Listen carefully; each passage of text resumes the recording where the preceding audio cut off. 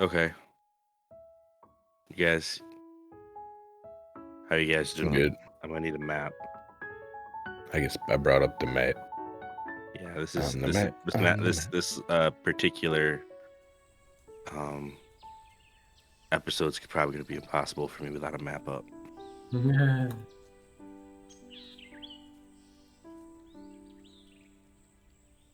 All right. You guys back? You got your camera up? Y'all ready? Gucci. All right. Prepare for takeoff.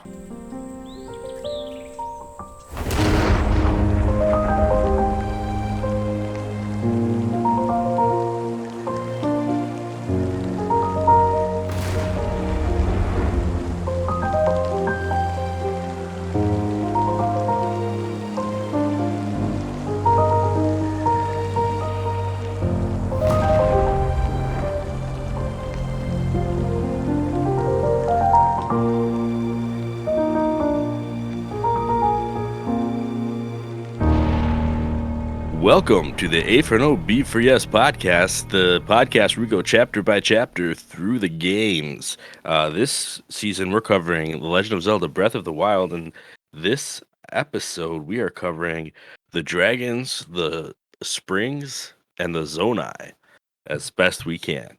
I'm Ryan Fonzie, and I brought with me a special handy-dandy book of sorts, and along with me are my two co-hosts, as always. I'm Anthony, and I brought in an Uncrustable. What? Yeah, really. Uncrustable. How can I follow that? And I'm Cameron Hagee, ever so slightly under the weather. Oh, no. Okay. All right. We're breaking all the rules today. We're breaking all of them. You guys started it. Is having a book against the rules? I didn't know that. I can tell you that eating snacks right in Hey, the I middle could of have the been a podcast picnic is basket probably a way problem. too close to Yogi Bear, but Anthony brought up Uncrustable, basically a picnic in itself. Good. Probably not going to eat it till we're done, but I brought it. you already did. I did take a bite out of it. Yeah, Give we me all that watched it. podcast We all edit. saw it. It's going to be in the video. Everyone's going to know. I need that Eating an podcast Uncrustable right envy. now? He absolutely is eating an Uncrustable right now. It's all good. But yeah, guys, I know when we started this season, we had some conversation, some planning. This was one of the episodes that I thought would be fun to do, and would be interesting and would be great. And everybody who covers Breath of the Wild has got to mention this now, especially with the new game being announced and with all of the little Zonai hints that they've had in all of the trailers. It's too juicy not to at least talk about. I also know that at least one of you didn't know about Zonai until we started this season. It was like, what's that? And after doing a bunch of research, I can still confidently say, what's that? because there's not a whole lot about them. But I think in order to get there, to get to that point, I think we should cover kind of just give a little bit of background, a little bit of layout of what we're talking about here, because it's a lot to cover, and if we don't give some kind of basis, then people are going to be like, what are you even saying? So without further ado, in the book, in the Creating a Champion book, right, there's a whole section about the Lomai labyrinths, Zonai towers that are featured all around Hyrule.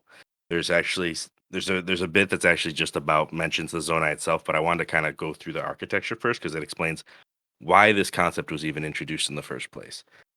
So there's a little developer note here. It's accredited to senior lead artist and landscape artist Makoto Yonezu, and it reads, as we were in the process of creating the cities and people of every region of Hyrule, we thought that if we showed fragments of a civilization that collapsed long ago, it would make the world feel more real. That's why we added Zonai relics throughout Hyrule. The ruins are primarily animal themed, but with the history of the Triforce from ancient perspective in mind. The designs are symbolic, using dragons for courage, owls for wisdom, and boars for power. And yes, their name is a pun. Zonai is a take on Nazo, the word meaning mystery in Japanese. So, specifically, like it's a race, like it's a flavor tribe. Like the idea is that to make the world seem more realistic, more lived in, have a richer history. All of these relics and this people were created. I don't know. I mean, my guess is that when they were creating them, they said, "Hey, if there's a sequel, like we can do more with this." But I don't know that they had all of that planned out before, they Don't think started they development did. on the second one. So it seems like they took this concept that started with like, let's make this a richer Hyrule, and it became let's make a sequel based on these people because people really seem to like the architecture. But yeah, on our travels, you can run into this stuff everywhere. It's pretty much scattered all about. I mean, we've I think at least talked about Pharaon a little bit, and we kind of skipped over some of the Zonai stuff, but that's probably the densest place you'll see this stuff. Um, there are statues of boars and dragons and owls, and You know, it's really I cool. have a problem with that, like, architecture of how they modeled the Triforce into nature. Like, I get that the boar symbolizes power because Ganondorf, I get it. But all throughout Zelda, when have we ever seen a dragon? It's been around the red, it's been around the fire, it's been around the power, it's been around volcanoes, Wind Waker, Volvagia. Like, the problem I have with how they did that is, like, I think of it like a boar kinda charges into its problems head first, right? It has Hmm. the courage to charge into a situation Yeah, not knowing how it's gonna end up, whereas dragons, even though they did live in the Faron region, which is green, which is courage, whatever, I just don't agree with how they did that. I feel like a savage, warlike tribe that has taken to dragons more than any other animal does represent power. So, I don't know. Come on, Nintendo, what are you doing? yeah, it does seem mixed up. I mean, I think part of the problem is that dragons have, um, I mean, they've been in other games as everything. Yeah. They like there have been some games where you have one dragon per group, and there's been games where like you have the dragon or the dragon like creatures that are all about the power zone. Um, so it is really weird for it to swap it, but I mean, if they're gonna have boars, I mean, the immediate thing, if you say boars and Zelda in the same sentence, the first thing I'm gonna think of is Ganon.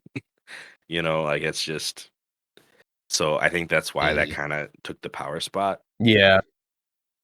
Plus, I mean, if I'm gonna play as Link, the courageous character, I'd rather be represented as as a dragon than as a boar. So, I mean, True that. just my feeling on it, but yeah, Yeah. And then we could look at the owl as a reference to our friend from Ocarina of Time and his wisdom and guidance throughout our adventure. yeah, Did you get all that? exactly. One thing, I mean, it was kind of interesting. There was actually, and I watched a couple of videos. I don't actually know which video I'm referencing at this point, but a couple of video. I want to just make sure that I mention like some of the YouTube creators that I did research with by like watching their documentaries today and their theories. One of which is Zeltik, is one of my favorite. Zeltik has a really good one. Yeah, I mean, he's the one I watched. He was doing a collaboration with Monster Maze, and it was a like "We're the Zonai Evil" video, and it was talking about like the Zonai's link, like specifically with Boars, to the possibility of them being linked with Ganondorf. Like he had a whole theory about the sequel, which I don't want to get into. Like that's not really what our episode's about. But in order to build the context for that, he went over a lot of the Zonai lore as well.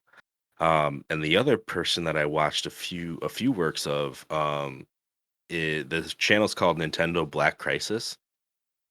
Hmm. And he had a couple of series. One like one of the videos is called Zelda's Greatest Mystery, and the other one is the Who Are the Zonai. If you go to YouTube and just type in Zonai, these are like the first three videos that come up, and they're actually really really well put together. I believe it was in Nintendo Black Crisis where he goes into some external history, um, just of different religions and cultures that have been brought into Zelda games. And he mentions that this pairing, this boar, owl, and dragon, is very similar to a Buddhist teaching. It's like this symbology that instead of the dragon and the owl, it's like a snake and a rooster or something like that.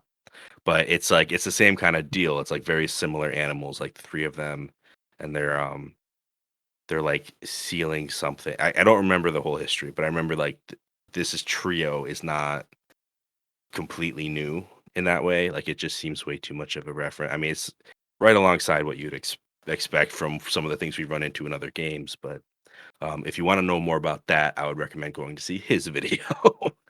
um, Hey. and Without digging into it. that's how I'm gonna handle that. Because that's a little too deep even for me. It's just I'm kind of tired of trying to explain religions I'm not a part of. So, uh, yeah, I don't know. Like it's very well put together. It's very well laid out. Now, I mean, especially with the Zonai's love of dragons. I mean, it kind of leads right into this next bit. Mm. The first time you see a dragon in this game, because there are three of them, um, you kind of spend a little bit of time picking your brain back up off the floor because it's just like it's incredible. It's a Uh, wow moment. yeah, I mean, I remember. I think the first time I saw one, like I had finished the Great Plateau. I had jumped down and I was trying to figure out which way to go next. And as I was like heading towards, I think I ended up originally heading straight towards the Pharaon region.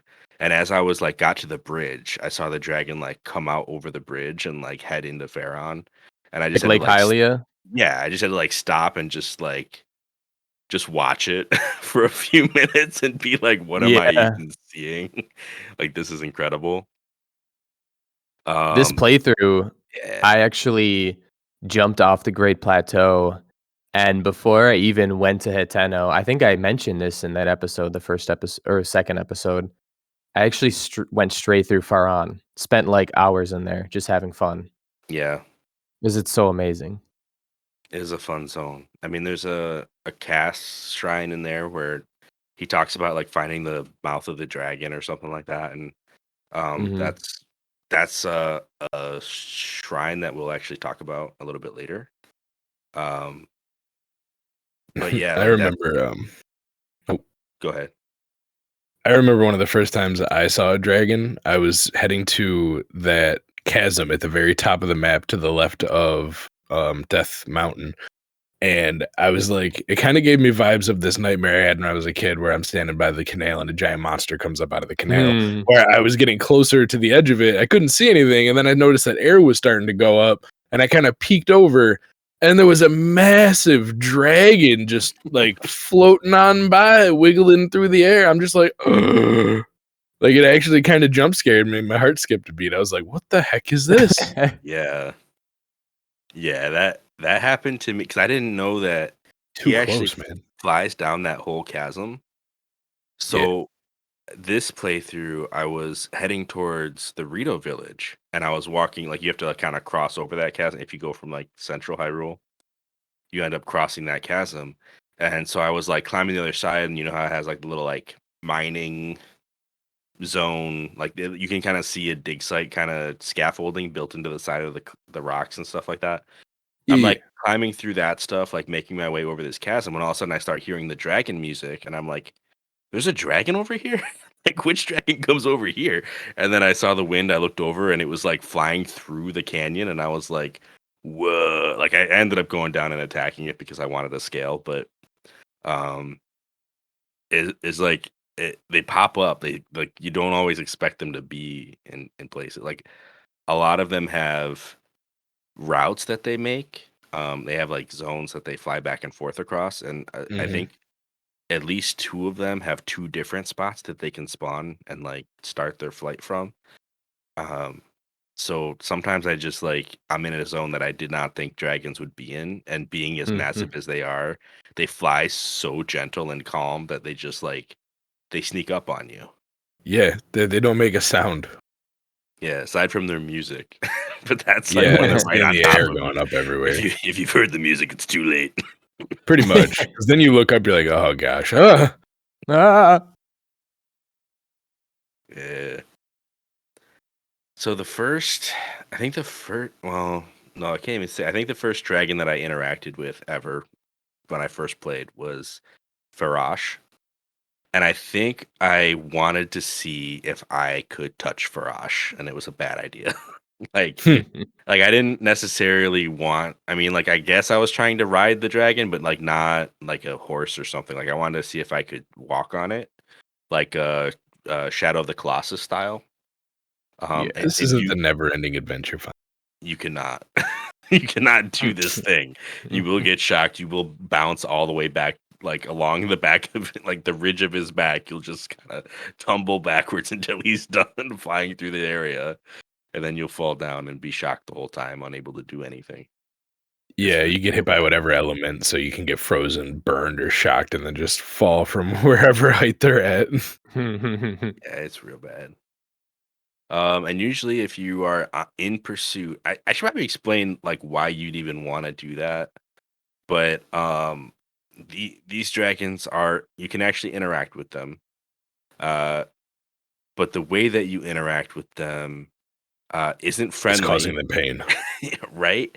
I like Shoot to them. think of it as like a grooming, like you're helping them get rid of some dead scales, you know? But the thing is you can get claws, I believe. You can get the piece of the horn or you can get their scales. Yep. Um, and And you have to depending on obviously hit those respective areas with your weapon. You gotta either shoot them in the horn, which is yeah, tough because if their head gets past you, good luck catching up to them very easily. And, You gotta the do a whole claws, 180. obviously, there's tons of different ones that'll come down closer to the ground, so they're not too bad. And the scale is everywhere else. yeah, and the difference between that, I mean, like the if you get a piece of the horn or a piece of the claw, my understanding is all of these things are kind of like monster parts. So you can use them to make really powerful elixirs, or you can, depending on like if you have to upgrade some armor. I think some armor Yep. requires pieces of the dragons, Yep. to upgrade. The Specifically, champion's tunic needs, Farash's horn at some point, I think. yeah. So they don't seem to mind too much. You only can farm one piece off of them at a time. Once you get one thing to fall, you can't get any more until you've like left the area and come back. Oh, yeah, speaking of falling, can we talk about how annoying that can be sometimes when you're, like, underneath it, you shoot the scale, and the scale's like, "I'm gonna pop off way over here onto a mountain." It's like, "Oh, okay. Yeah, I Do I don't really know. wanna go get that?" I don't know how that's programmed. I wonder if it's just meant to like avoid water or something, and so it just flies way away from water until it hits land or something like that. I don't know. Because one of the things about Fire Ash is that he actually flies along the river, like right Mhm. above it the whole time. Uh, Well, and I that did have a scale end up in Lake Hylia the first time that I shot a scale off, so were I you don't able to get know. it? Yeah, it was just floating. Oh well, yeah. I guess if it floats, then it's not a big deal. Yeah.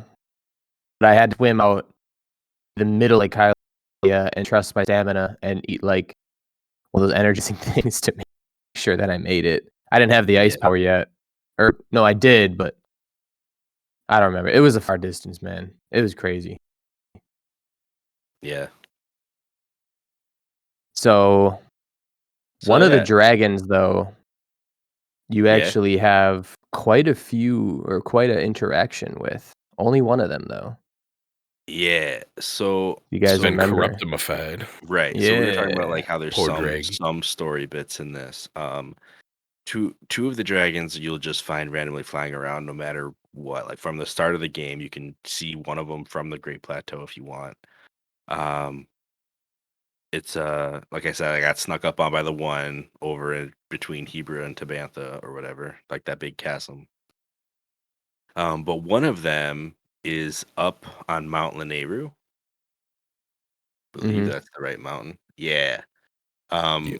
And this is Nadra.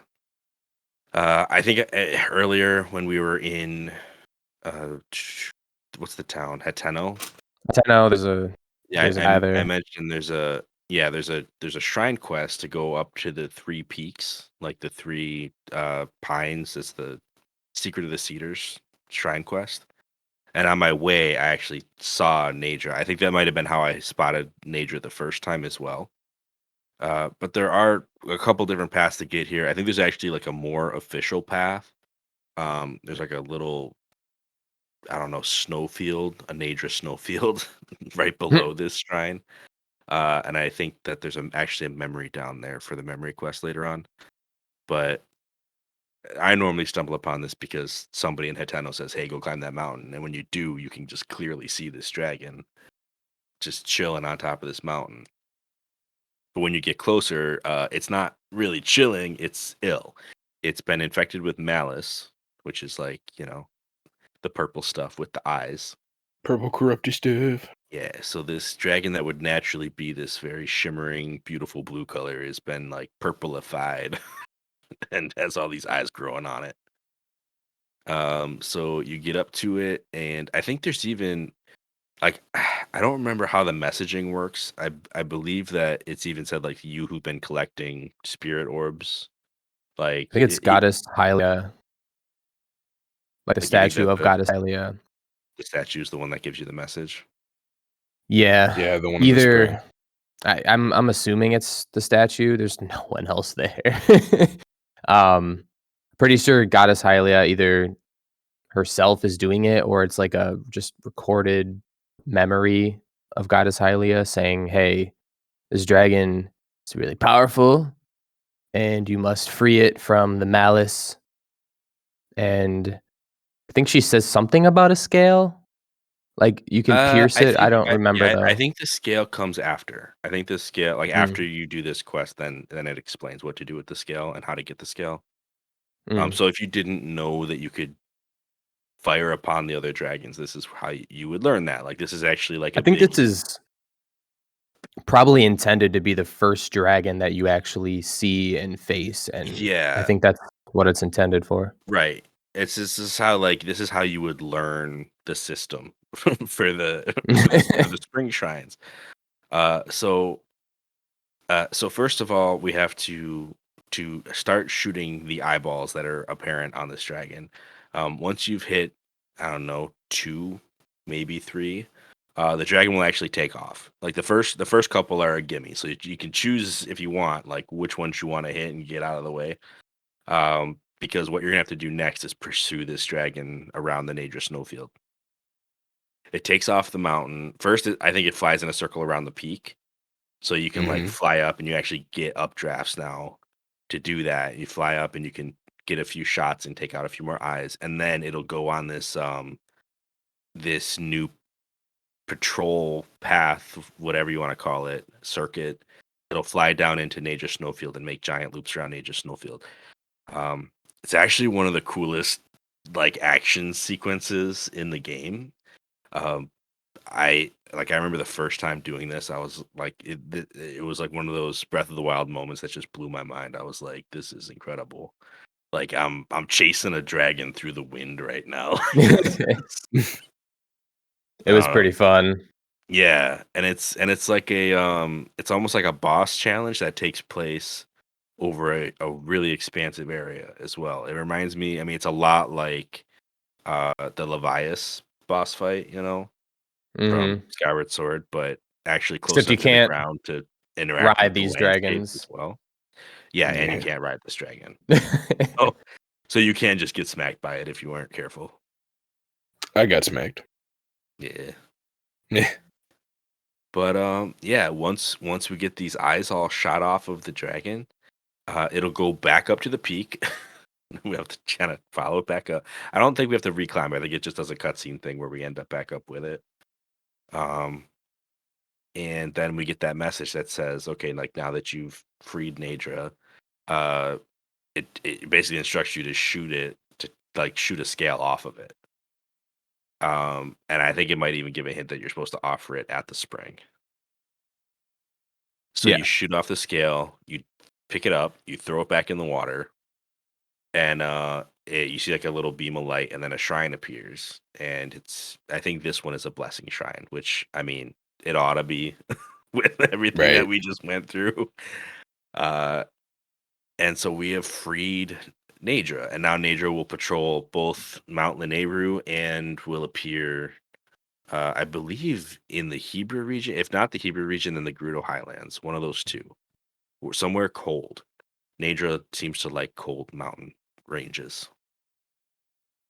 That's like its go-to spots. I remember the first time I saw it outside of Mount Lanayru. That was like one of the times I got really surprised. I was like, wait a minute, aren't you supposed to be in the other mountain range across the map? Why are you over here? It's one of those magic moments. But yeah, phew. So that's like the big one. But there are two more springs across Hyrule, because that's the spring of wisdom, but there's also a spring of courage and a spring of power. Power. Yeah. So the spring of courage is in Faron. The best one. Yeah, it's pretty cool. Yeah, Well, I mean, actually, this is. Or what are you gonna say? sorry, before we get there, how about we actually save that one since it is the best one? But Okay. the one thing I need to say about Mount Lanayru, um, is that this shrine is very much like the Earth Spring from Twilight, or from Skyward Sword. Uh, The Earth and Shrine. yeah, sorry, the Earth Spring. You know how there were two springs in Skyward Sword where Zelda had to like go and ceremonially clean, like she had to go Yep. bathe in the two springs. Yeah. Was it? Was that the one in the volcano area, Elden? Yeah, yeah. So that's the one that was at Okay. Elden Volcano, which would hint that this mountain is somehow related to the volcano. I mean, that's not obvious. There's not really a lot of ruins or relics around here.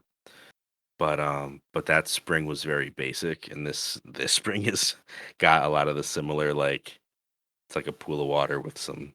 I mean, right now it's got ice chunks around it, but I think the Earth Spring actually had like little waterfalls all around it. Kind of did one of those. The one that's more uncanny is the next one, which would be the Spring of Power. And the Spring of Power is located up in the Akala Highlands. But when you finally get into the Spring of Power, because there's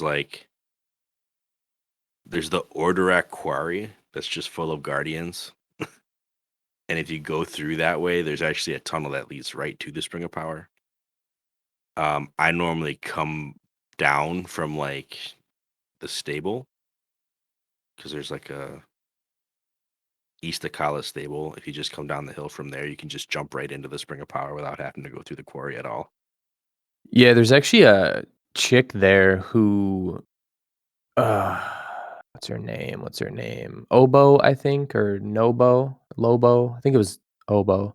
She actually tells you about the spring. So in case like you have no clue where to go, she actually references it and is like, if you go this way and there's a cool looking place up there. So she actually tells you about it. Yeah, but this one, the Spring of Power, is based off of the Skyview Spring. It's like, and it's You said? actually, yeah, it's like the Skyview Spring. It's like one for one mapping of the Skyview Spring. Yeah, if you look at the Skyview Spring, like even just images of it on Google, Oh, and that then was the one with the little circles. Yeah, okay.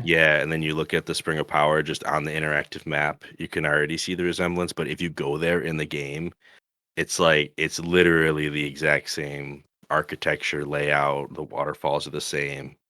Like I mean, it looks aged for sure. It's like it's not perfect, but it's based entirely off of that. And it does seem a little backwards, because in that game you would think that it would be the Pharaon spring, like the Spring of Courage, but Spring of Courage in Pharaon is nothing. it's it's got a giant dragon head over it, but it doesn't have any other architectural links to anything else. Like, once you get to the actual shrine and the spring itself, it's just a little pool with a statue behind the dragon head. So that one's not actually anything from Skyward Sword. But like thematically, you would think that the Spring of Courage would be the Sky View, and that the Spring of Wisdom would be the you would think the Spring of Power actually would be the Earth Temple, like the Earth Spring. It would only make sense. That's just not how it's done. They just like kind of round robin them. I mean, they do the same thing pretty much with a lot. Like, take for example the Lost Woods being south. What was it like? What would you say, like southeast in most games is now north of the castle? So they kind of just throw everything around. They're like, this looks fine. Yeah, everything gets Musical moved around. shrines. But it is a really cool detail to note, just that Spring of Power is so similar. Like that's the one that's the most obvious. When I went and like checked up on the other ones, I saw Mount Lanayru and I was like, that's kind of like the spring. Like, like it's not, because it's all ice blocks and it's different. It's like it's clearly not on a volcano anymore, if it ever was. But like it does have these giant like bricks of ice that look almost as if something else should have been there. Like there shouldn't just be a giant ice crystal unless there was something there to freeze. Yeah, right. And that's kind of how that's how that connection worked in my brain. I don't remember exactly what detail made it stand out as the Earth Spring, but the Earth Spring wasn't that detailed. The Skyview Spring was very well put together and it very well replicated in this game. So it's pretty cool stuff. Which I guess, I mean, well, I should just mention that Spring of Power works on the same system, except you need a scale from Dinral. Mm-hmm.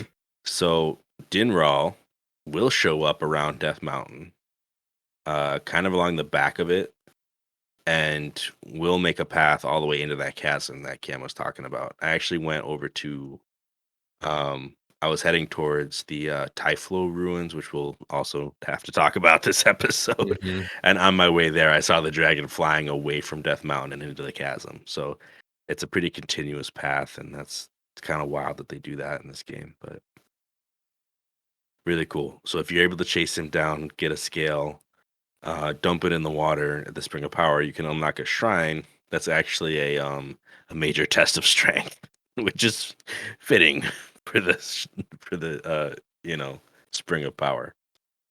I really didn't expect it when I went down into it too. I was like, oh, what's this one going to be? Another freebie? Oh, no. Major test of strength.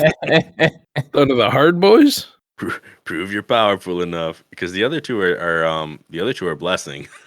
Mm-hmm. It's the only one that, like, once you get inside, it's like, you're not done yet. Yes, I get over here. We're fighting. We can kind of talk about like the walk up to Faron Woods Spring of Courage kind of being a courageous test.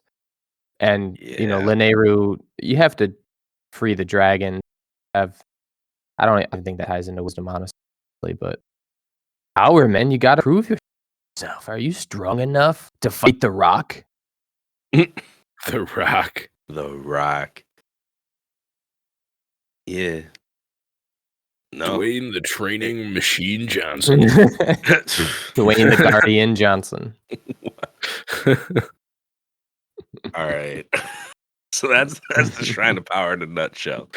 The Spring of Courage down in Faron lies in what is called the Zonai ruins. So if you make your way, let's say you just go past Lake Hylia, the Bridge of Hylia, like right off the Great Plateau, right? Like you find your way over there. Start heading down and on the critical path into Faron Woods. Don't, make a left to head towards the Zonai ruins when you get to the split right in the middle of Faron Woods. And you will find Rivali. He's like up on a rock singing about this whole area. Cass. Yeah, that's what I meant. Cass. Man, Rivali's dead, yo. You're not gonna find Rivali. Good luck finding Rivali. No, you'll find Cass.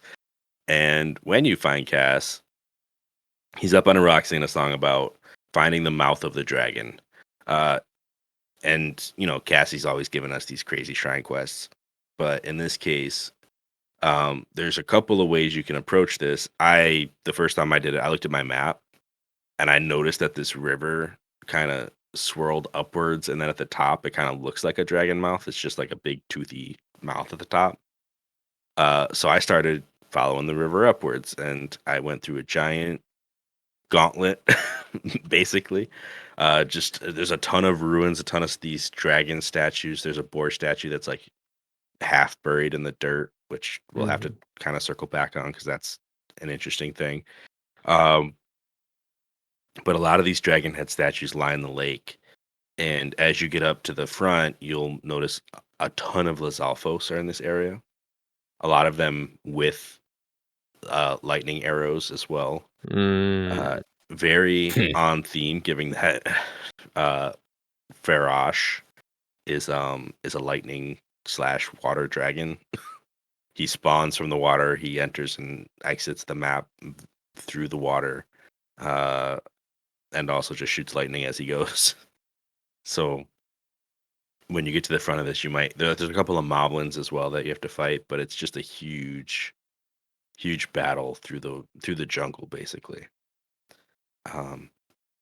If you're like me and this time through the game don't want to deal with all that, you can just kind of like hop over one of these mountains around the outside and just jump right into the shrine and not fight anything. Yeah, boy. Pretty dope, especially if you took the time to climb the mountain up like Dueling Peaks. You can just fly right off of Dueling Peaks and just kind of jump right down. Oh my goodness. No, I took the sweat. courageous route and fought all the Lizalfos and died a couple times. I took the wisdom route. Through wisdom, there is courage. I wanted to earn my shrine. It's funny because I ended up having to go back anyway just to kind of explore the area and look at the ruins. So, I mean, it takes a little bit of courage to cheat, right? I mean, like, I would put that under, I guess, wisdom. Yourself in the mirror the next day. I didn't say it was morally acceptable. Oh my goodness. How do you sleep at night knowing you didn't do it the right way? Nintendo asks that every night to all its player base. Did you even do gyms 1 through 3? They look at the YouTube videos of people who map glitch on and ride a tree all the way from Hateno to Rito Village, and they're like, "Why? Why? How do you sleep?" Or the guy that used the magnesis to pick up something metal while he stood on something metal that was on top of that, because you can't pick up stuff that you're actually on. But if you're picking something up that's under the thing that you're on, you can infinitely propel yourself through the sky. They're probably like, oh, okay.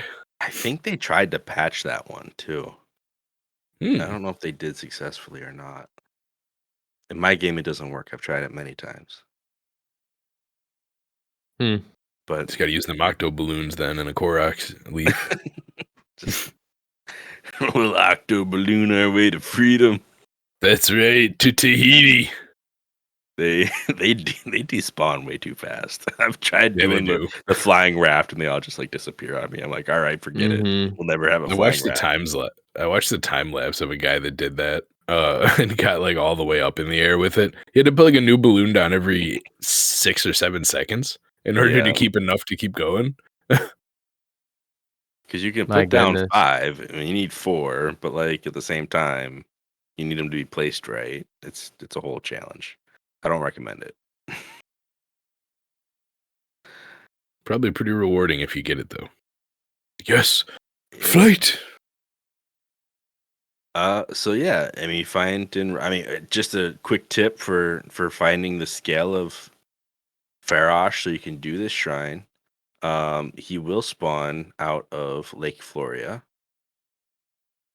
which is like Floria Falls. Actually, is what I'm trying to say. Yeah, he gave me one of the jump scares there too at one point. I was like, "Is that a dragon coming out from like that waterfall right there?" Like, yep, Yeah, and yes, it is. fly all the way up the river until he gets to Lake Hylia, where he'll either fly into the water, or if you start from that side, he can fly out of the water and go the other way and end in Lake Floria. So he goes both ways, up and down this exact river. So if you need that scale, you're pretty close to the right spot to be. A lot of times, if you're exploring this area, the dragon will just fly right by casually. um, You're an ant to the dragon. It's fine. it's all good. The thing is, like most characters in the game can't see the dragons. Like they're like these creatures of myth and legend or whatever, because it's one of those you have to, have a pure heart to see this things in the games. Well, that doesn't Um, speak highly of the Hylians. right. I mean, Uh, I think there's probably some written in bit where some kid can see them or something. Like that usually happens in Zelda games where like there's some special requirement that Link somehow fits the bill so he can see something that other people can't. I mean, that's how the Koroks yeah, work too in this game. Mm-hmm. I didn't Um, even think about the dragons from NPCs' perspectives, like why they're not all like flipping out because there's giant ethereal dragons, elemental dragons just dropping fire, ice, and lightning down on them right. every day. Yeah. No, they just can't see him. They have no clue. So that's the explanation there. Uh but yeah, so we can, this is, part of us being the hero, and we can get that scale and we can take it over. And that one again is a blessing shrine. One of the cool things about these three shrines is that they have elemental weapons in them as well, matching the Yeah, the shrine. worst ones, the spears. Well, sure, but if you're in a pinch and there's been a blood moon since you've been there, you can always go back, and I'm pretty sure you can just open the chest again. Oh, really? I, I think so. Or I I mean, didn't know blood moons respawn shrine chest. I think they respawn like most of the chests in the game. I think. Maybe not shrine quest, but why would you ever go back in a shrine? Like you once you Mm-hmm. Yeah, completed it, you'd never go back and check. I think I tested it once, but I'm not they would gonna have to go have on record saying that's absolutely the case because I actually don't know. But they'd have to have something to differentiate them then, because there's no way the game would just keep giving you like new barbarian armor every time you went into the maze. right, I think it's like the extra ones, like a Just like little, the generic ones you can find other places respawn, and the other ones are obviously one time only. yeah. Hmm. So, I guess you don't have amiibo cards. You might have to do that. Yeah, I suppose so. Some of us plebs only have one amiibo. well, I mean, because it's a blessing shrine, I'll usually have a full inventory. Can't even take the weapon anyway, so I'll just I leave didn't it take there and either be of them, like, "Hey, I know where it is if I need it. pretty much. Just go back and grab it when I need it." When And I I get to never buying do. the house, I'll probably just like decorate my place with frozen spears and fire spears and the like. Nice. But you make a good point with the barbarian armor because that's the next thing I'd like to try to cover. So Ooh. we've talked about the Lomai Labyrinth Island maze before, so we don't need Yep. to recover that. But that is a guardian infested maze, where you find the shrine, you do the shrine, and you can also get like a nice little guardian circlet. The thing, Let me add one thing about that too. okay, Don't forget. The big square where the shrine is, the wall that's coming out the southwestern part of it, if you stand there and jump down into that little part, that's how you can like beat the shrine instantaneously. That's the area to jump down if you want to just beat it right away. yeah, nice. Nice. I didn't know about that one. Yeah. Also, don't forget that teleportation medallion. Yeah. Yeah. What's hilarious about the shrine is that once you have Rivali's Gale, you can just like fly up to the top of the maze without having to climb like at all, really. And it makes these mazes pretty great, and it's one of the cool things about having Rivali's Gale, because otherwise those you have to have like multiple stamina wheels to get to the top if you're just gonna try to climb it outright. Yeah. But if you ever valley scale, it's like not even an issue. So yeah, so we've covered that one in the past. I guess the one thing we didn't say about it is that these things are just covered in Zonai architecture. They have all the swirlies that you'd expect. They have all the dragon faces that you'd be looking for. And for some reason, they also have a Sheikah shrine in the middle of them. Um, one of the going theories is that the Sheikah found these ruins and then Hmm. decided to use them as a shrine location because nobody else was using them to test the hero, just like a lot of these other places are set up to test the hero, whether it's the shrine itself or the events immediately preceding. The second one that we may have come across because it's like actually around something we've done is the North Lomai Labyrinth. I really don't have a lot of lore to share about these labyrinths, except for their Zonai. I mean, I couldn't tell you like what the trick is to beat them based on memory. What I can tell you is that they're all kind of interestingly shaped. I mean the island that we talked about is just a big box. uh, I don't even know. There's like 6 main pillars in the middle, and then there's a big like box all around it. This one is more of a diamond shape. Yeah. It's This got one, the some. first time I went through it was a pain in the butt, and I was running around in circles for quite a while. Yeah, yeah. This Also, one's interesting one tricky. about this one. When you beat the shrine, if you go up a hole in the ceiling, you can get one of each of the high quality diamonds. You can get a ruby, sapphire, and topaz. And then right on the roof, like the very tippity top of the shrine part of the maze, there's a diamond. Yeah, there's a treasure chest, right, with a diamond in it. Yep. Yeah, I got that one. I don't know if I got the lesser ones underneath it, but I got the They're one like up in the top. shrine room. You go up through a hole in the ceiling. Nice. A hole in the wall. So And that one, I think the fast beating route of this one is the like southeastern tip of the shrine area in the middle, but like the part it's pointing to. If you were to draw a line straight from the tip of the southeastern part of the block in the middle where the shrine is, it's like that chunk of walls there, I think, is where you drop down to get a quick finish on this one. yeah, there's like there's a bunch of malice in this one. I think you have to clear out the malice to open the path, but then it's just like I remember circling around. I mean, I might have gotten in through that direction, but it's something along those lines. It's very Yeah, confusing. normally you have to run and do like a whole circle around this place to get to an eyeball to break some corruption. Yeah. Yeah. If you can This get is to the also top, you can do a lot of recon and kind of look down Hmm. and see what's in each area, see where the weak spots are. But usually the hole itself is kind of obscured when you do that. Like they put the walls up pretty high, and most of the entrances you're looking for are pretty low, Yeah. considering. This one I think is like an underground tunnel basically that gets you to the center. So it's kind of tricky in that way. I don't think it's an underground tunnel, but it is a tunnel straight through all the walls, so you can't really see it at all from when you're at the top. Yeah. I think the way to know you when you've beat this one is if you find a ladder and there's 2 torches on either side of the ladder, like that's Mhm. the ladder to the end. Yeah. Yeah, that sounds familiar. there's Uh, also a edge duality that's in this dungeon as well, yeah. which will up anybody's arsenal. This That's thing, Pretty I right in much. think, the eastern corner. base damage like is Is it it 52? it's 52 or 58, and then if you manage to find one with a random like attack up, you're set. Yeah, then it's strong. Hmm. So yeah, I mean these labyrinths are definitely full of treasure chests. Like all of them are worth exploring, even if you're not going to I don't know, like I don't know where I was going with that Weapons. sentence, but yeah, they're full of weapon. Like even if you know you're gonna hit dead ends, you might still want to explore the whole thing.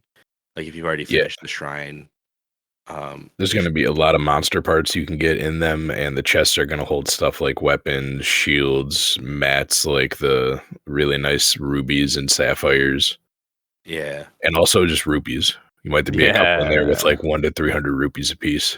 lots of yeah. money. So then there's one more. and it's the South Lomai Labyrinth.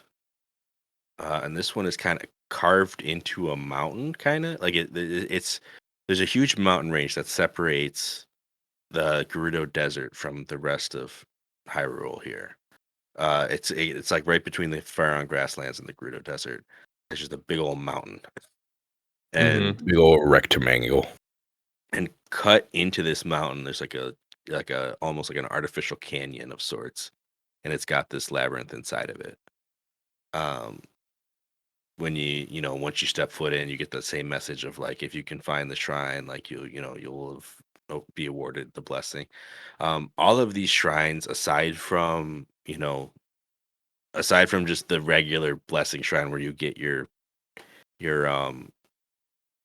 spirit orb, they also all give a piece of the barbarian set of armor. This is another big piece of Zonai lore, because it's supposed to be armor that is like of a warlike tribe of the past, which is kind of your hint that it would be Zonai. It also says from the Faron region, so it's Yeah. like even more. Yeah, so it's like right there with it. And then one of the curious things that it states is that like the paint, because like this is one of the only like pieces of armor that includes body paint. And it's like that war paint, I guess, that is where the power actually comes from, because this armor set gives you increased attack power. And apparently that's the reasoning behind that. So You know what else it gives Link? no. What? A tattoo on his lower back. Oh no. I'm just gonna leave it at that. Oh I no. appreciate that.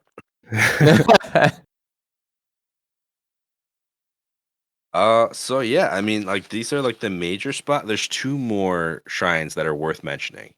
I'm not gonna get into all of the implications of them. I guess I Just have know like that I hate it. one statement for both. One is at the Thundra Plateau, and this is Can I mention one thing before you get into that, Fonz? sure. So I'm pretty sure the quick to beat location in the South Lombe maze is, if you think about the maze when you're like looking at the map with north oriented like up at the top where it should be, you can Mhm. kind of see like 4 dominoes inside of it, and like one in each corner. It's in the northeastern domino in the southeastern corner of it. Okay. Nice. Trying to visualize that. Yeah. If you have the interactive map up, it makes it real easy. Speaking of that, before we move on, if you actually look at where the location is for all of the triangles, or I got ahead of myself, all of the ruins and the labyrinths, it actually forms somewhat of a triforce around central Hyrule. You're talking about the labyrinths? Okay. Yeah, so if you see over on the northeastern side where the island was, and on the north and the South Lomé labyrinth actually forms a triangle over central Hyrule and parts of the castle and Death Mountain. It's not a perfect triangle, It's not. but Was it it's isosceles? Is that the kind yeah. it is? Where I think it's an uneven on both isosceles, sides? but it's not equilateral. I wish it was, but it's still pretty interesting. It's kind of almost a cool triangle kind of thing. I think they tried to go with it and then realized with the map they had it didn't work. I don't know. I never thought of that, but it does. It's good. And the Triforce, the middle of it would be approximately where Hyrule Castle is too. Mhm. Like dead center middle of the triangle. Yeah. Yeah. I mean, there are 3 of them. I Almost. mean, there are 3 mazes. There are 3 springs. And then there are, I mean, the other 2 places that I know of, there's only 2 of them, but I don't know if there is a third or not. That's like an offshoot Zonai location. So far we're in the threes, man. We're in the 3 so far. If someone's gonna point out the one that I'm forgetting, please do. Please let me know what I'm forgetting here. It's going to be the biggest Easter egg in Breath of the Wild history. It's like, if we take these 3 locations and draw a triangle, and we take these 3 locations and draw another triangle, and finally these 3, we can see that they all meet at one point. And if we go to this point, Maybe. Well, it's interesting too because we find the skeletons. locations of the labyrinths with the locations of the like if you were to draw a Triforce over it, it's the Triforce is actually excluding the Rito, the Zora, and the Gerudo, but it's within Hyrule Castle, the Lost Woods, and Death Mountain, which doesn't really encompass a full Triforce, but that was just a cool tidbit. I kind of wish it was all those regions and it like formed like a Triforce over the If there, power, if there were courage, and actually like wisdom, but triangular sections. Yeah, this isn't Skyward Sword though. You can't just hit the whole map to Triforce. Pharaon's not underwater, so we good. One thing that is kind of interesting is that all of these locations kind of make a big circle around Hyrule. Like none of them are in central Hyrule. And most of them are on the outskirts. It kind of cuts in a little bit if you don't count because the one that's like between Gerudo Desert and the rest of Hyrule, and then this one that I'm about to say is like between Hebra and the rest of Hyrule. So like these 2 western areas are not really a part of it, but almost every other thing is circled by these locations. So the one that I was about to talk about was the Thundra Plateau, where you're supposed to bring 4 spirit things. They're not really spirit orbs, but they have these very glowy symbols on them into these 4 shrines that are surrounded by, once again, dragon head statues. And to do that, you unlock a shrine, the buried secrets shrine, where I guess you can find some rubber armor.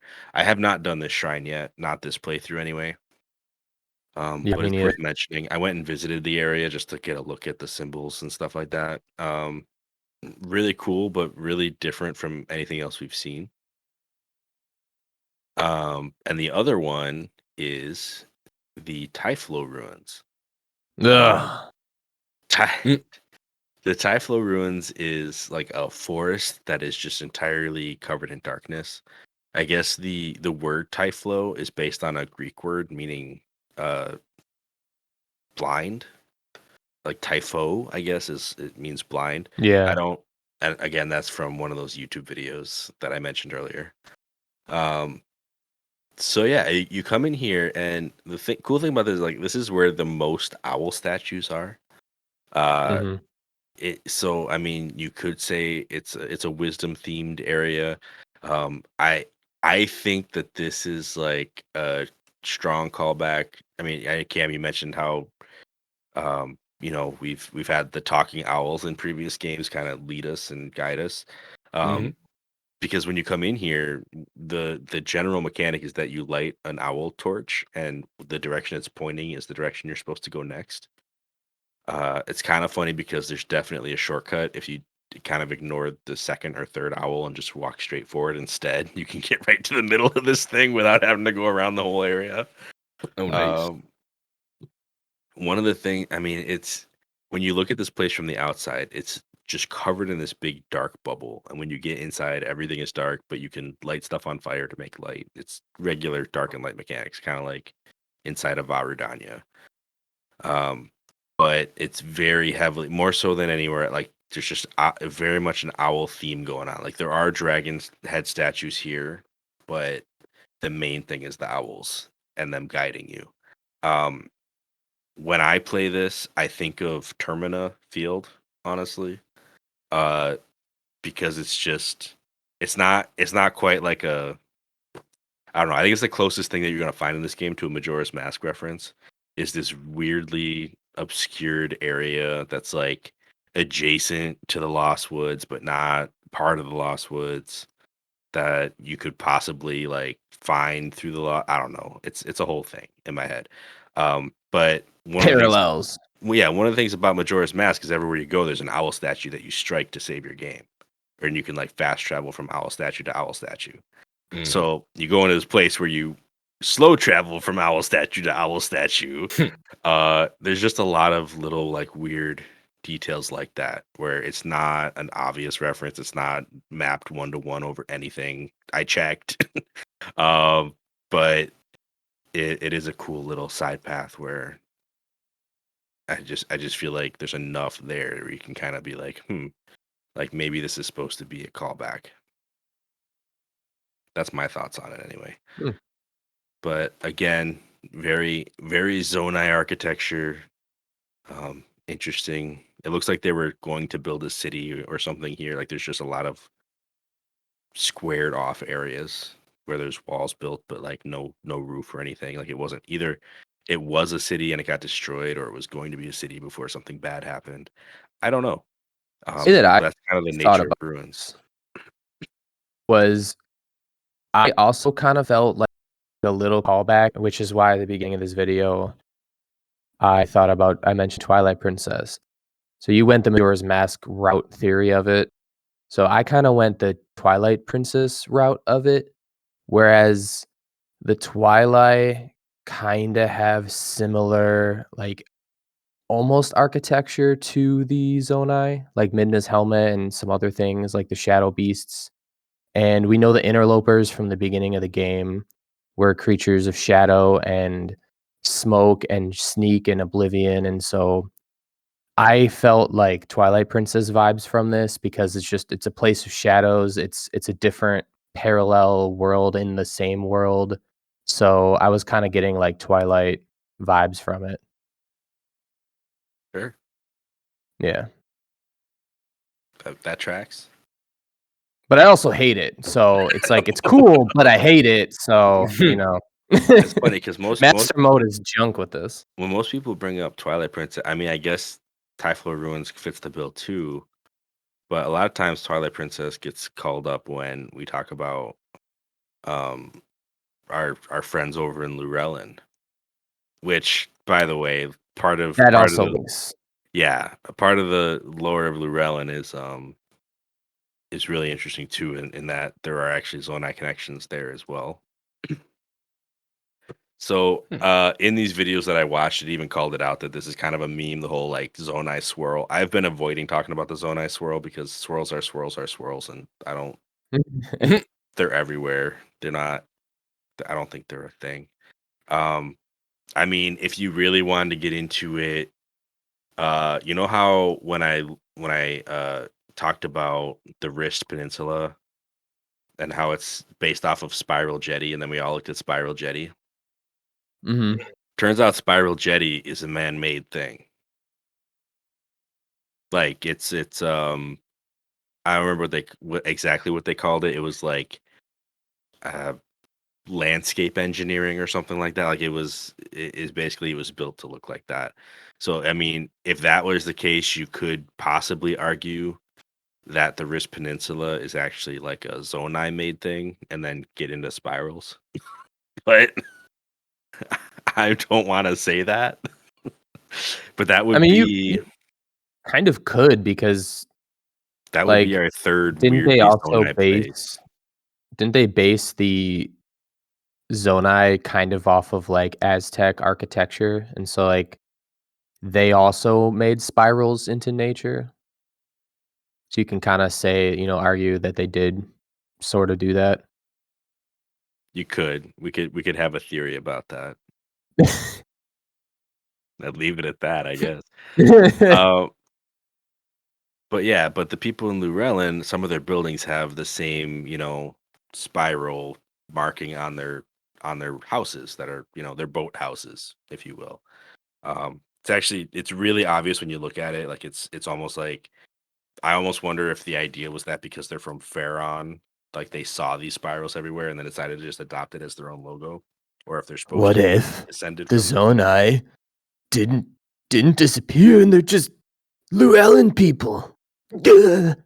Well, I mean, it would Fishing now. really tie into the whole Zuda has a teardrop necklace, and suddenly, like, we're gonna be like, I And their think huts are pretty tribal. if No, I'm if just we're gonna kidding. make the argument that the Zonai are gonna be a huge part of Tears of the Kingdom, I'm getting strong vibes that also the Lurelin people are gonna be a big part of Tears of the Kingdom. Yeah. Even Let's if it's hope. even if there's not an actual connection like that, just the fact that they've been given such a weird, like, unique standing. Like, I don't think they're gonna go anywhere. I think we're gonna see more about them. Um, One thing I do want to mention, I have this page bookmarked in my uh creating a champion book here. It's on the first page of the Pharaon region section of the book. There's actually some concept art about Llewellyn Village because that's how it starts out here. And in one of them, like there's a little artist note that says that they'd like there to be some people who occasionally pick up ancient relics and use them within the village. I don't think that ever happened. It would have been awesome if it did happen, but it didn't. Because if they were just Protagonist vibes over here. casually using ancient relics in part of their like fishing or day to day lives, that would have been maybe a little too obvious. But you know, it's They got that magic over there. it's really cool stuff. But Hmm. but yeah, I mean, I feel like I'm forgetting something massive. Oh, maybe the Zonai towers. We haven't talked about the towers, have we? No. So one of the YouTubers, again, just to bring that up, talked about these towers and how their architecture actually matches Hylian architecture more than Zonai. Which I think is true when you look at them. They kind of look like pillars from a castle or something like that. But if you look at their original artwork, let me just throw this up, like the concept art of what they were going to be before they got switched to more Hyrulean stuff. Like you see that like dragon Oh head yeah. up at the top. Like for some reason they scrapped that, and I don't know why they scrapped that. But it would have been a little more tied in, I guess. I mean, when I there's a little blurb here that talks about it. Says like these towers can be found looming above the surrounding terrain throughout the world. They are many times taller than any given individual, and their purpose is an utter mystery. Here it shows like a little treasure chest at the top of one, but I mean, with what we know about Tears of the Kingdom and how like the ground's going to be lifted up into the sky, there's going to be a lot of ground to air travel.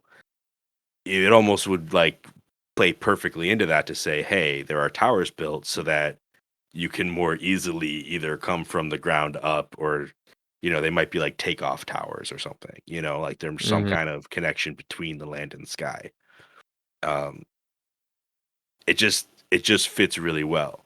Having them kind of be watered down into Hylian structures is a little bit rough, and I don't know if that's going to hold. I wonder if in Twilight Prince, or sorry, in Tears of the Kingdom, if they're going to try to retcon that a little bit and bring it back to a more Zonai look, or give them a more Zonai purpose. Yeah. Can only But I hope. think I think the purpose would get revealed at that point. I wonder if Like those what? towers might actually be how everything starts floating in Hyrule. Like in the same way that the towers and the shrines literally just popped up out of the ground where there was almost no indicator that they should even be there. What if Mhm. these towers kind of move the ground around the tower instead of coming up out of the ground? Mm. And then the things just end up balancing kind of on the top of them, sitting there through some mystical energy. Yeah, I don't know.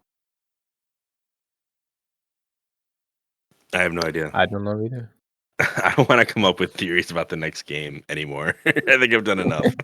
I've done enough damage. Um, Well, I have one. you have one? All right, Anthony, you said you had a theory about Tears of the Kingdom that you wanted to drop Kind now of. so that in 4 or 5 months from now, well, 5 or 6 months from now, we can figure out if you're right or not. My prediction. We are gonna see if it comes true.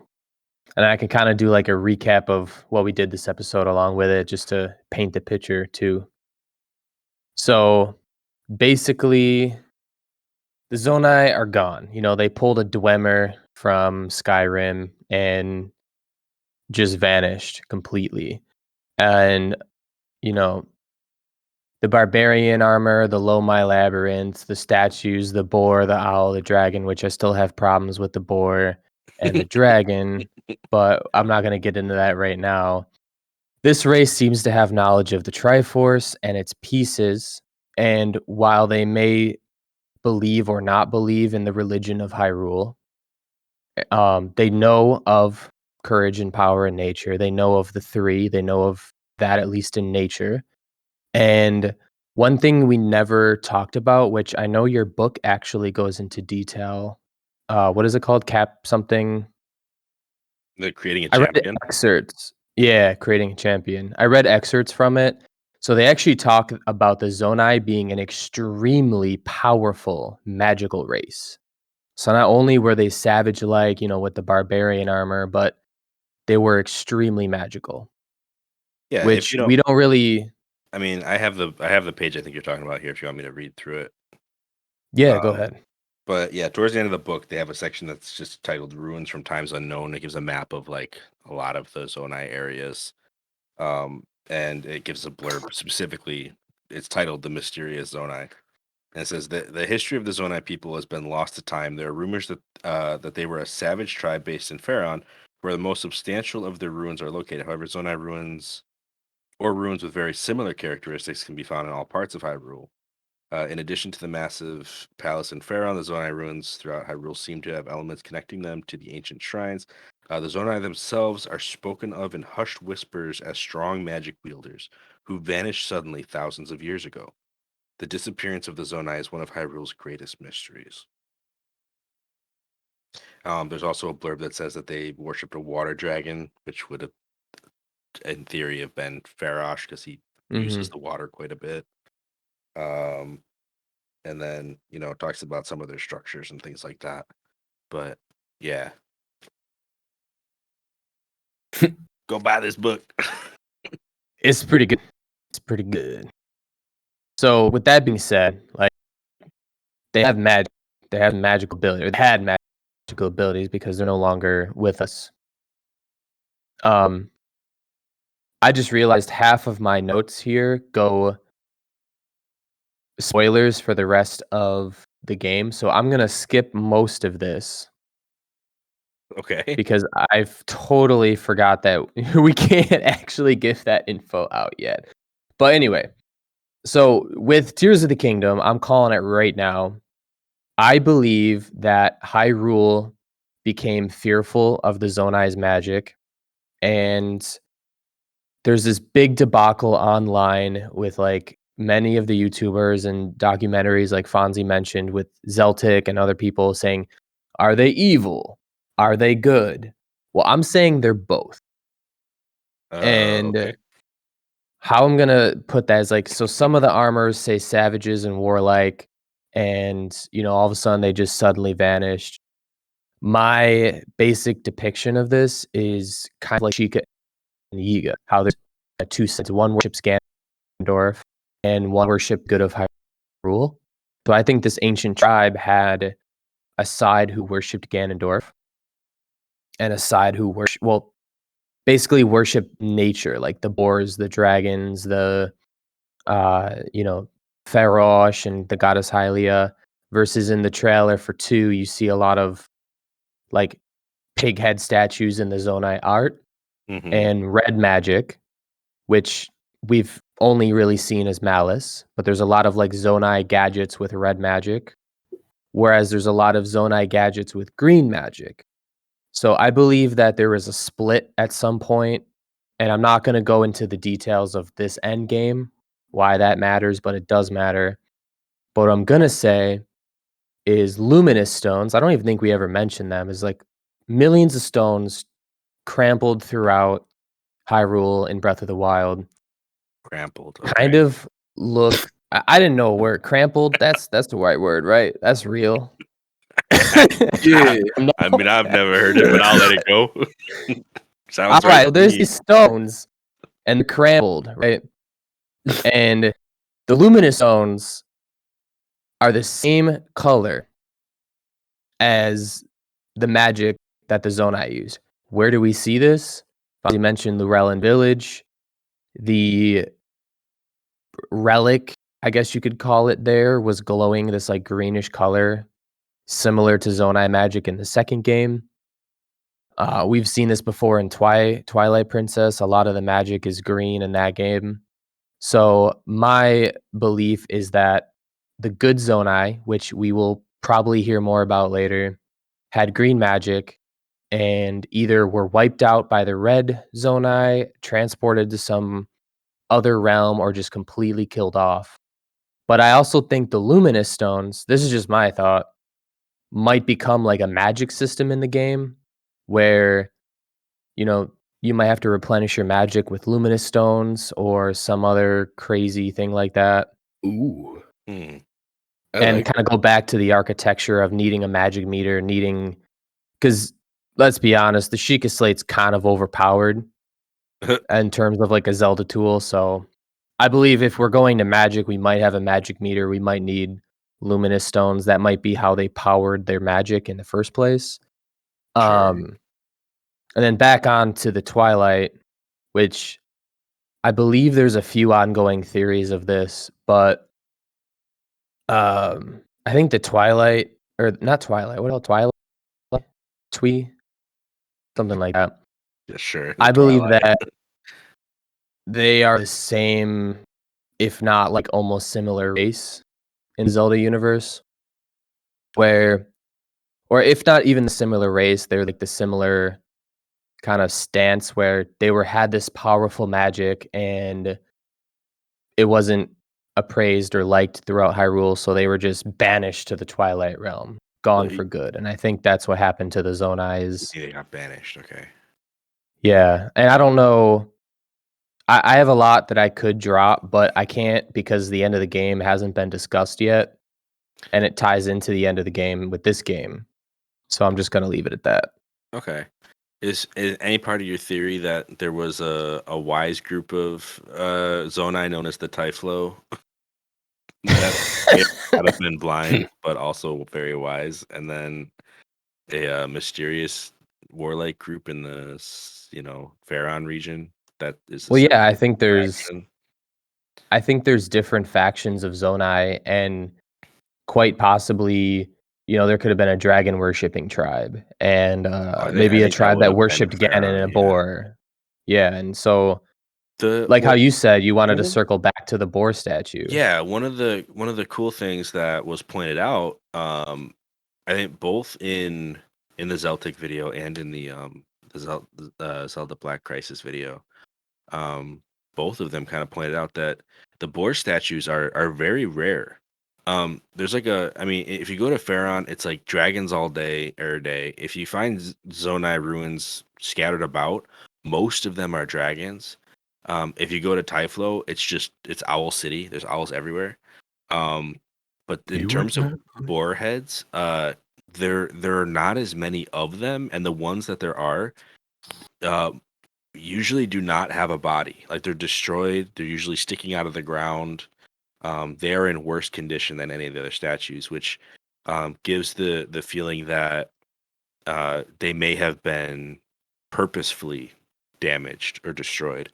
Yeah. So if there was a group dedicated to the boar, it looks as though it's been like it is missing, like it is straight up been destroyed or is gone now. So Um, I think they were the ones that we might run into underground in the next game, because in the trailer, there's a ton of boar, like Ganon statues and boar statues, but no dragon statues underground, just pig and boar statues. hmm. So I'm thinking there was separate Zonai tribes, and they had a fight, and it did not end well for any of them. Do you think? Okay, so this is going to be a little bit of a stretch, but we have gotten lore in this game already. It's very, very short, kind of easy to miss. That uh, the evil power um, came up from underneath Hyrule Castle. I mean, Hyrule Castle is where. I mean, is kind of a spoiler. It's where the Calamity Ganon is located, even though we've definitely seen it at the castle. Yeah. But in the stories, it's even talked about how like this evil came straight up from underneath the castle. Um, one area that I want to about eventually is nearby the castle, but not quite underneath it. Um, but there seems to be a lot of like hints already that if there is another piece of this mystery that we don't know in terms of the history of everything and where the evil is emanating from, it seems like, I mean, this is going to be a little bit of a stretch, but if you actually were to draw a line from the Typhlo ruins to the Zonai ruins, you would go right past the east of Central Hyrule. Like you'd go like right along the side of the castle, you know? Like if you were to just draw a line. In fact, there's a river that follows it. The Hylia River, there you go, follows the line right in between the two. Also, there's a bottomless swamp. I don't, this is too much now. Now I'm forming theories. Is the swamp really bottomless? What is that big head that's floating in the swamp that has horns? Yeah, right. Why is there so much evil right there? Is that Warlord Dodongo over here? Are there big Zonai underneath it? Is that the real mystery? Did we just solve it? I don't know. But no, there's a lot of like there's already a lot of hints, I guess, that there would be something underground. I mean, that's part of why I think things are going to lift up in the next game as well. So we'll have to see how that plays out, what that actually means, if anything. Yeah. But I think right now that's a little too heady, a little too deep for what we're trying to cover here. Watch, it's like actually what comes to fruition, and we're the first people who talked about it. Guys, it was the bottomless swamp the whole time. A4NB4Y figured it out. That's the location that Link and Zelda went to in the trailer. They jumped in the pit. In the swamp.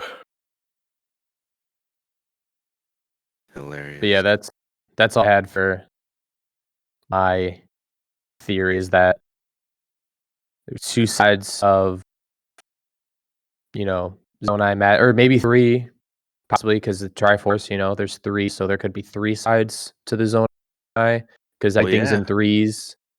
And just listening back to I remember in Twilight Princess, Midna says something to Zant about his old tribe's magic, and he's like, "Oh, please, I'm beyond that primitive warlike magic." And I'm like, "Wait a minute, could this be?" No, I'm just kidding. That's drawing too far, but yeah, I definitely think I definitely think there's gonna be something to do. There could even be blue magic in Tears of the Kingdom that we haven't even seen because it's not in the trailers yet. We've only seen red and green, so there could potentially be a blue tribe that we have no clue about.